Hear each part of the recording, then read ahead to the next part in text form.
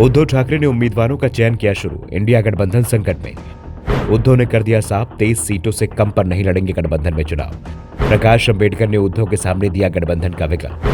महाराष्ट्र की राजनीति में हंगामा मचा हुआ है। इंडिया रहेगा या टूटेगा जल्दी साफ हो जाएगा। सीट बंटवारे को लेकर कांग्रेस, एनसीपी और शिवसेना उद्धव बाला साहेब ठाकरे के बीच चर्चा शुरू हो गई है, लेकिन 5 सीटों को लेकर फंस गया है। उद्धव ठाकरे ने साफ कर दिया है कि 23 से कम सीटों पर वो चुनाव नहीं लड़ेंगे और खबर आ रही है कि उद्धव ने 23 सीटों का चुनाव करने के साथ ही उम्मीदवारों के चयन की प्रक्रिया भी शुरू कर दी है और यह प्रक्रिया जल्दी पूरी भी कर ली जाएगी। शिवसेना यूबीटी की ओर से संकेत मिल रहे हैं कि पार्टी जल्द ही अपने उम्मीदवारों के नामों का ऐलान कर देगी।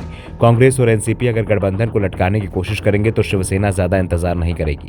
इस बीच प्रकाश अंबेडकर की पार्टी वंचित बहुजन अघाड़ी ने उद्धव ठाकरे के सामने बड़ा प्रस्ताव रख दिया है। अंबेडकर ने कहा कि अगर इंडिया गठबंधन में उद्धव की बात नहीं बन पाती है तो वो हमारे साथ आ जाए। दोनों ही दल 24-24 सीटों पर चुनाव लड़ लेंगे। दरअसल शिवसेना की कोशिश है कि वीबीए को भी इंडिया गठबंधन में शामिल किया जाए, जिससे दलित वोट भी गठबंधन को मिल सके।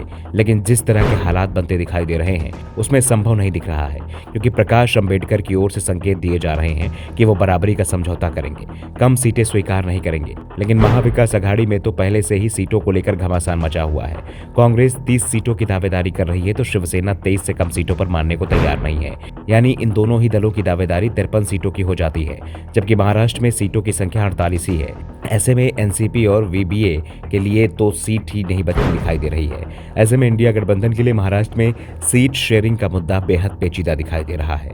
इस बीच शिवसेना नेता संजय राउत ने कहा कि सेना अपने 5 मौजूदा सांसदों को चुनावी मैदान में उतार सकती है। इनमें अरविंद सावंत मुंबई दक्षिण, विनायक राउत रत्नागिरी सिंधुदुर्ग, ओम राजे निम्बालकर उस्मानाबाद, संजय जाधव परभड़ी और राजन विचारे ढाणे शामिल हैं। वैसे अरविंद सावंत की मुंबई दक्षिण सीट पर कांग्रेस भी दावा कर रही है। कांग्रेस का कहना है कि सीट उसकी परंपरागत सीट रही है, इसलिए यहां पर उसका उम्मीदवार उतारना चाहिए। ऐसे में मुंबई दक्षिण पर पेच फंस सकता है। इसके अलावा मुंबई उत्तर पश्चिम के सांसद गजानन कीर्तिकर शिंदे सेना के दलबदलुओं में शामिल हैं। माना जा रहा है कि ठाकरे सेना गजानन कीर्तिकर के बेटे अमोल कीर्तिकर को मुंबई उत्तर पश्चिम से टिकट दे सकती है।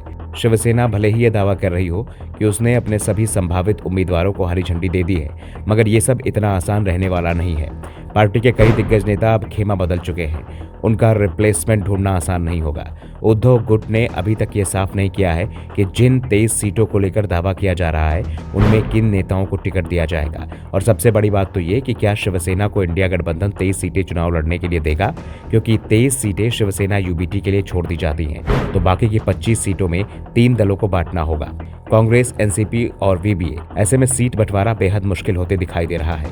यानी ये तो साफ हो गया है कि महाविकास अघाड़ी गठबंधन जो इस समय है वैसा चुनाव में नहीं जाएगा। कम से कम ये तो तय हो गया है कि प्रकाश अंबेडकर की पार्टी चुनाव में गठबंधन से अलग हो जाएगी। वैसे वीबीए के गठबंधन में शामिल होने का औपचारिक ऐलान अभी तक नहीं हुआ है, लेकिन उद्धव ठाकरे की ओर से लगातार दावा किया जाता रहा है कि अंबेडकर की पार्टी महाविकास अघाड़ी गठबंधन का हिस्सा है। Bureau report, the Dhakad news.